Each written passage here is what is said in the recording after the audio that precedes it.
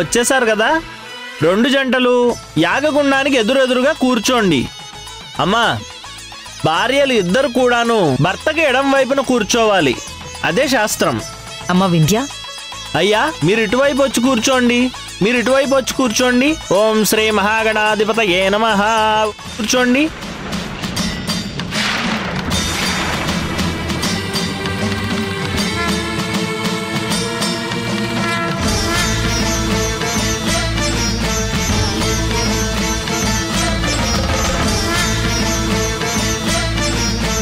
సంధ్య, నువ్వు అటువైపు కూర్చున్నావేంటి?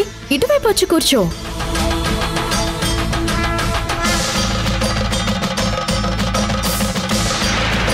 అదేంటమ్మా, తన భర్తకి ఎడం వైపే కదా కూర్చోవాలి. పంతులు గారు అదే కదా చెప్పారు. అది కాదత్తయ్య, సంధ్య అటువైపు ఎలా కూర్చుంటుంది?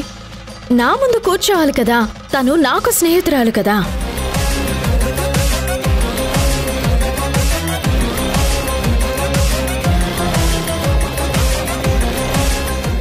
అక్కడ ఆయన ఎదురుగా కూర్చుంటే నాకు కుదరదు. అమ్మా, ఏదైనా శాస్త్ర ప్రకారమే జరగాలి. మీ స్నేహం ఉంటే పూజ తర్వాత చూసుకోండమ్మా.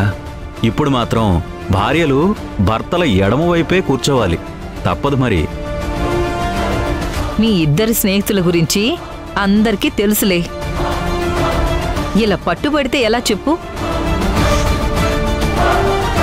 పంతులు గారు, వాళ్ళిద్దరూ అంతే. ఇది మాకు మావులే. మీరు పూజ మొదలు పెట్టండి. సరేనాయనా. ఆహా, వింధ్య కడుపు మండిపోతుంది. తన కళ్ళల్లో ఫైరు, సెగలు సంధ్యకి బాగానే తగులుతున్నాయి. అమ్మా, ఇప్పుడు ఇద్దరికి హారతి కర్పూరం ఇస్తాను. ఇరువురు వెలిగించండి. ఓం అగ్నిం దూతం వృణేమహే హోతారం విశ్వేశం అస్య యజ్ఞస్య సుకృతం. మీరు వెలిగించాక ఇద్దరూ కలిసి ఒకేసారి అగ్నిహోత్రంలో వెయ్యాలి. ఓం చత్వారి శృంగాత్రయోస్య పాదాద్వే శీర్షే సప్తస్యాసోస్య మహోదేవో మర్త్యాగుమ్మావివేశ సప్తహస్తశ్చతుష్ట్రంగ సప్తజిహ్వోద్విశీర్షికః త్రిపాత్ ప్రసన్నవదనః సుఖాసీనః శుచిస్మితః స్వాహాందు దక్షిణే పార్శ్వే దేవీం వామే స్వదాం దదా బిభ్రదక్షిణహస్తైస్తు శక్తిమన్నం సృజం స్రువం తోమరం వ్యజనం వామైర్ఘృతపాత్రం దధారయన్ మేషారూఢం జడాబద్ధం గౌరవర్ణం మహోజసం ధూమధ్వజం లోహితాక్షం సప్తార్చి సర్వకామదం. అమ్మా, ఇప్పుడు స్వర్ణంతో కలిపిన ఈ నవధాన్యాల్ని 2 జంటలు హోమగుండంలో వెయ్యాలి. ఓం అగ్నిం దూతం వృణేమహే హోతారం విశ్వవేదసం. 3 వేళ్లతో స్వాహ అంటూ వెయ్యాలి. ఓం తత్పురుషాయ విద్మహే వక్రతుండాయ ధీమహి తన్నో దంతః ప్రచోదయాత్ స్వాహ. ఓం తత్పురుషాయ విద్మహే మహాదేవాయ ధీమహి తన్నో రుద్రః ప్రచోదయాత్ స్వాహ. కాత్యాయనాయ విద్మహే కన్యకుమారి ధీమహి తన్నో దుర్గః ప్రచోదయాత్ స్వాహ.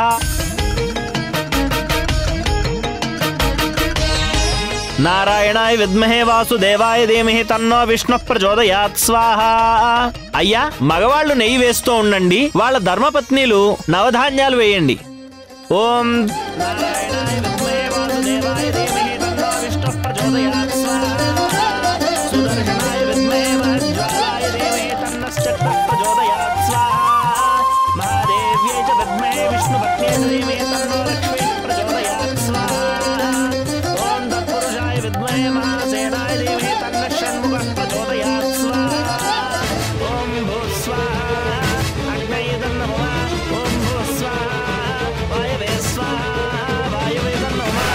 ఓం భూర్భువస్సువః స్వాహా ప్రజాపతయే తన్నమః. ఓం అగ్నిం దూతం వృణేమహే హోతారం విశ్వవేదసం అస్య యజ్ఞస్య సుకృతం స్వాహా అగ్నయే తన్నమః. ఓం మా కృష్ణేన రసా వర్తమానో నివేశయన్ నమృతం మర్త్యం చ హిరణ్యేర్దుదారుదేన దేవో యాదిభూతాని వక్ష్యం స్వాహా.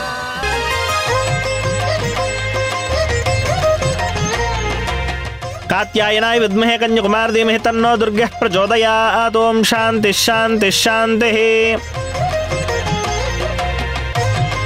అమ్మా లేవండి.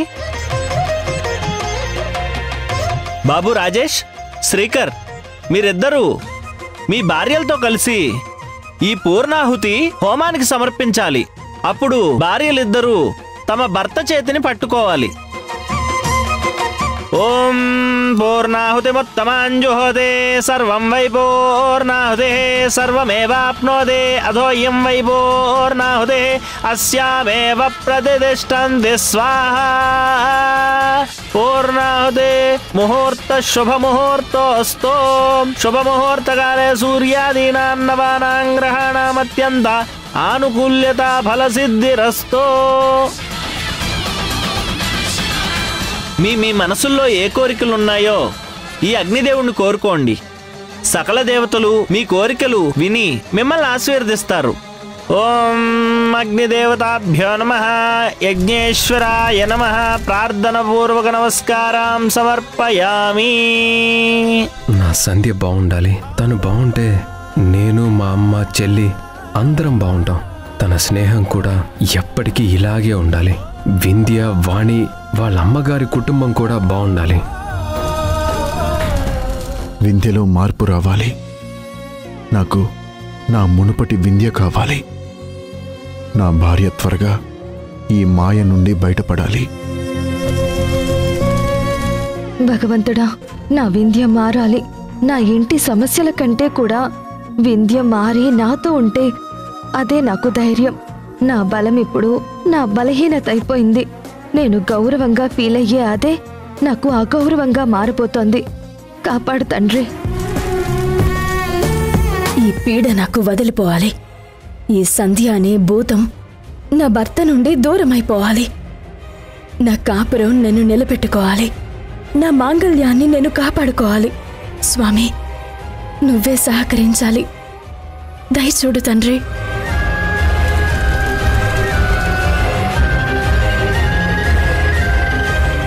ఇదిగో ఇవి రక్షా కంకణాలు. మీ భార్యల చేతికి కట్టండి. ఏ చెడు దృష్టి మీ బంధాలపై పడకుండా కాపాడుతాయి. తీసుకోండి. తీసుకో బాబు.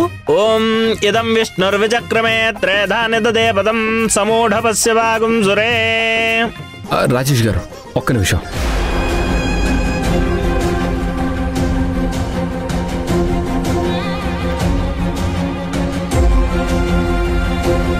పంతులు గారు, ఈ రక్షలు భర్తలే భార్యలకు కట్టాలా?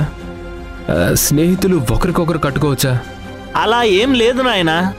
ఏ బంధాలైతే ఏ చెడు చూపు లేకుండా బలంగా ఉండాలనుకుంటారో వాళ్ళు కట్టుకోవచ్చు. మాకు భార్యాభర్తల బంధంలో ఎలాంటి సమస్య లేదు. సంధ్యా వింధ్యల స్నేహం మీద ఎవరి చెడు చూపు పడకూడదు.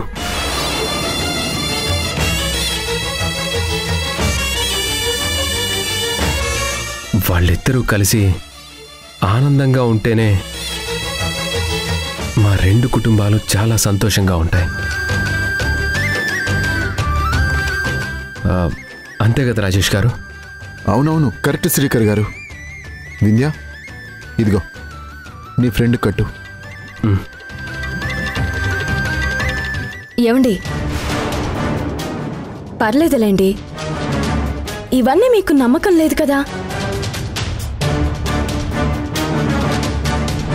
ఏ సంధ్య, మన స్నేహానికి లోటే ఉంది.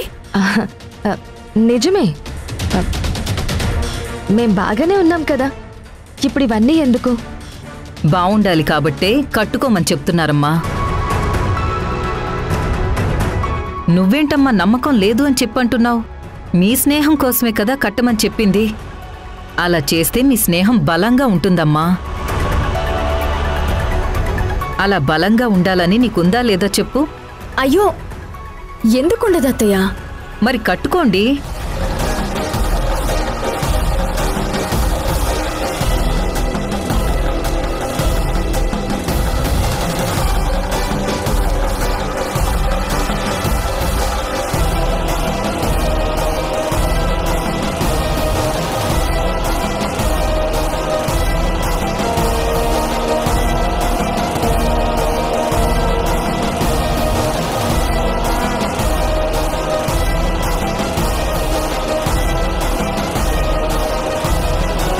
ఈ స్నేహం అనే ముసుగు తొలగిపోవాలి. ఈ బంధం తెగిపోవాలి. నా భర్త మనసులో ఈ సంధ్య మీదున్న ప్రేమ చెరిగిపోవాలి.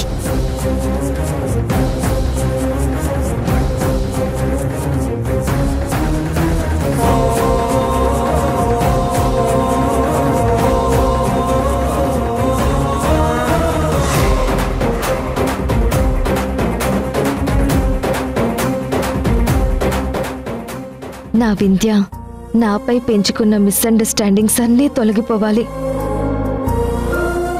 తన తప్పు అది తెలుసుకోవాలి. నన్ను ఎంత బాధ పెట్టినా తను మాత్రం బావుండాలి. మా శరీరాలు ఒకే చితిపై కాలే వరకు మేమిద్దరం కలిసే ఉండాలి, విడిపోకూడదు.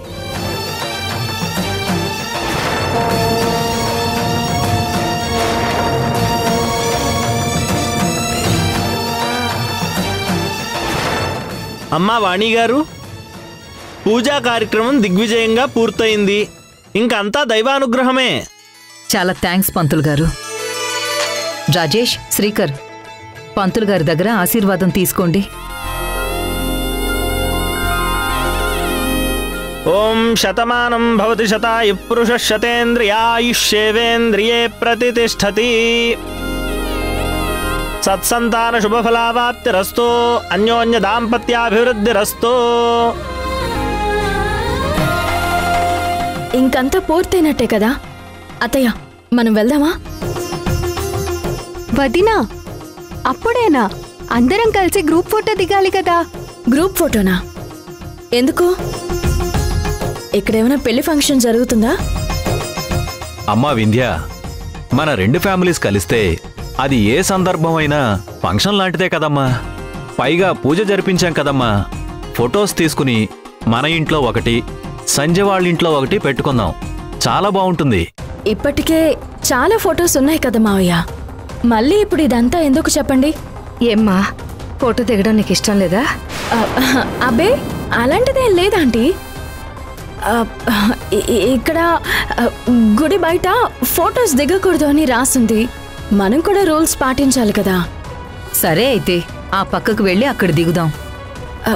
అత్తయ్య, అది అందరూ ఫొటోస్ దిగుదామని అంటున్నారు కదమ్మా, పద.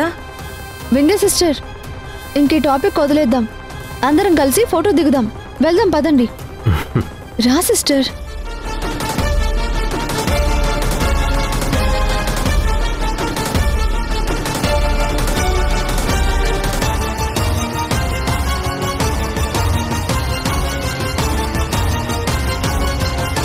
సారీ సంధ్య గారు, నేను తప్పనిసరి పరిస్థితుల్లో అమ్మ కోసమే నేను ఇక్కడికి రావాల్సి వచ్చింది.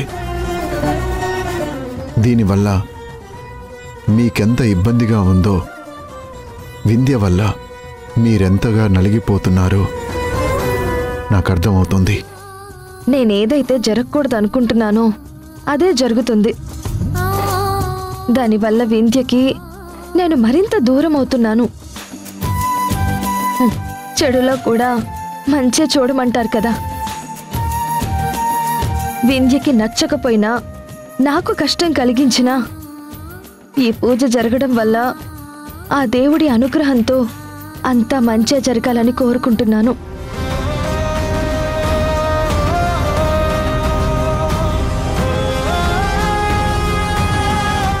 వదినా, స్మైల్ ప్లీజ్.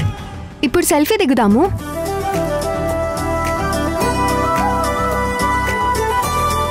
సంధ్యోదిన, సంధ్యోదిన, వదినా.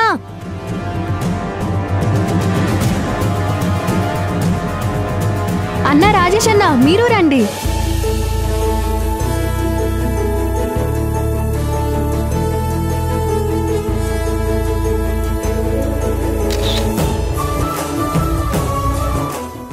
వాణి గారు, మంచి మనసుతో బాధ్యతంతా మీరే తీసుకుని దగ్గరుండి పూజ జరిపించారు.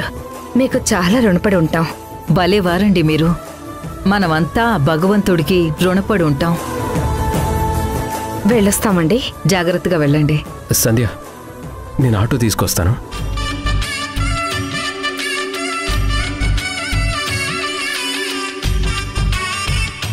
రాజేష్, కార్తీరా. అలాగే నాన్న, పదండి.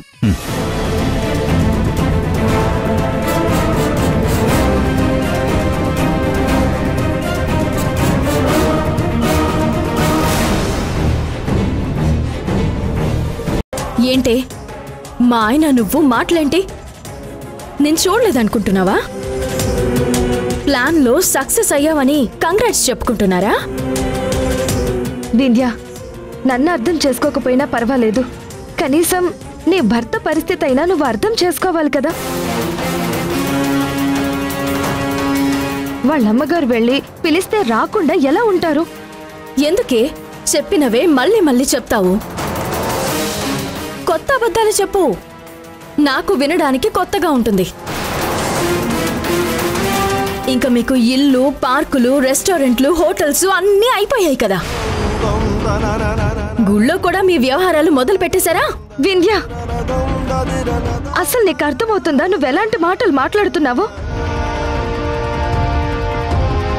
నాకు నీలానే కోపం ఉంది, కానీ నువ్వు నా స్నేహితురాలివి కదా, నీకోసం భరిస్తున్నాను. చెయ్యని దానికి మాట పడాల్సి వస్తే ఎంత బాధగా ఉంటుందో నీకు తెలుసా? నువ్వు ఎన్నంటున్నా పడుతున్నాను అంటే నా అసమర్థత, నా చేతకానితనం అనుకుంటున్నావేమో. గుర్తుపెట్టుకో, నువ్వు నన్ను తిట్టినా, నాపై చెయ్యి చేసుకున్నా నేను భరిస్తాను. 1 కాదు 100 సార్లైనా భరిస్తాను. ఎందుకంటే నువ్వు నా స్నేహితురాలివి కాబట్టి. నువ్వు నన్ను ఎంత బాధ పెట్టినా, ఎంత చులకనగా మాట్లాడినా, ఎంతలా హేళన చేసినా నీ మీద నాకు కోపం రాదు. ఎందుకంటే నిన్ను చూస్తుంటే నాకు జాలేస్తోంది. నీ జీవితం ఏమైపోతుందోనని ఒక్కోసారి బాధ కూడా వేస్తుంది. లేనిది ఉన్నట్టు ఊహించుకుని నీ భర్త నువ్వు దూరం చేసుకుంటున్నావు. ఆడదానికి మాంగళ్యం అనేది 6వ ప్రాణం అంటారు. ఆ మాంగళ్యాన్ని నువ్వు దూరం చేసుకుంటున్నావు. రాజేష్ గారు లాంటి భర్త దొరకడం నీ అదృష్టమే. నువ్వు గదిలో ఆల్కహాల్ స్మెల్తో ఇబ్బంది పడుతున్నావని మీ నాన్న మందు తాగితేనే 2 రోజులు నువ్వు ఇంటికే వెళ్ళలేదని చెప్పిన ఒక్క మాటకే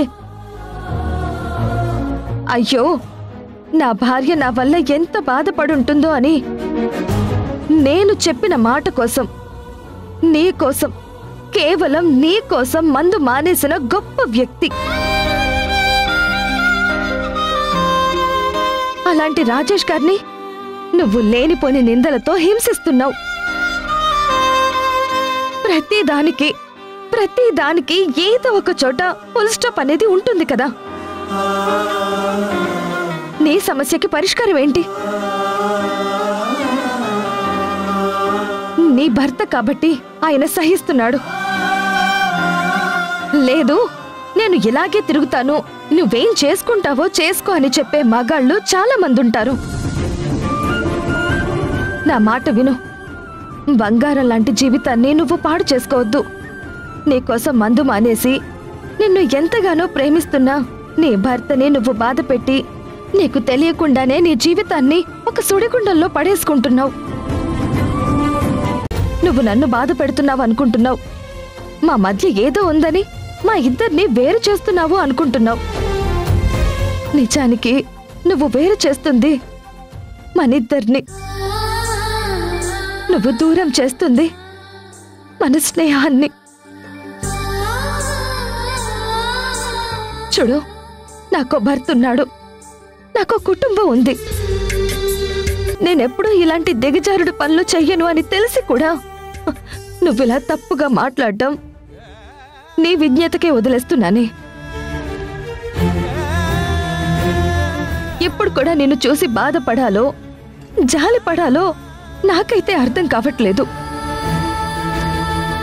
కానీ వింధ్య, నాకు భయం వేస్తుంది. ఆ భయం నువ్వనే మాటల గురించి కాదు, నువ్వేసే నిందల గురించి అసలే కాదు. నీ గురించి, నీ లైఫ్ గురించి నాకు భయం వేస్తుంది. నువ్వు మారితే బాగుపడతావు. లేదు, నేను మారను అంటూ మొండిగా ఉండిపోతే మన స్నేహం, నీ తాళిబంధం అన్నీ పేక మేడల్లా కూలిపోతాయి. అర్థం చేసుకో వింధ్య. ఇంకనైనా కళ్ళు తెరు. సంతోషంగా ప్రశాంతంగా ఉన్న జీవితాన్ని చీకటి కోరల్లోకి నెట్టుకోవద్దు. నీకొక స్నేహితురాలుగా చెప్తున్నాను. వింటే అందరికీ మంచి జరుగుతుంది, లేదంటే ఇంక నీ కర్మ.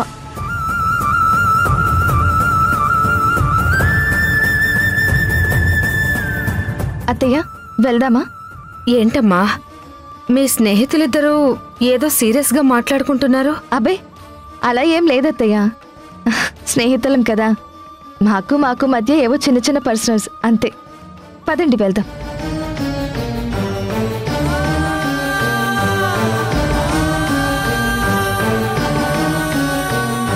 ఏంటి సిస్టర్, సంధ్య అలా మాట్లాడేసింది? నిన్ను కూడా సైలెంట్ చేసేసిందేంటి? నీకు గురువింద గింజ తెలుసా? ఆ గింజకి తన కిందే మచ్చుంటుంది, కానీ నేనే అందగత్తని అనుకుంటుంది. కానీ దాని కలర్ ఏంటో అందరికీ తెలుసు కదా, నలుపు అని. ఆవిడేదో శ్రీరంగ నీతులు చెప్పినంత మాత్రాన తనని నేను నమ్ముతానా? సంధ్య అంతగా గొంతు చెంచుకుని లెక్చర్ ఇచ్చినా వింధ్య ఒక్క మాట కూడా చెవికెక్కించుకోలేదు అంటే ఆ రేంజ్లో వింధ్య మైండ్ వాష్ చేసిన క్రెడిట్ మాత్రం నాకే వస్తుంది.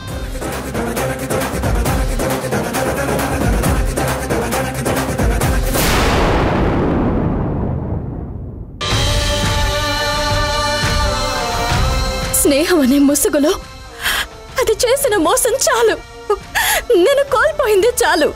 ఈ కంకణం వల్లైనా అంతా మంచి జరగాలి, నా వింధ్యలో మార్పు రావాలి. అది ఎప్పటికీ జరగదు.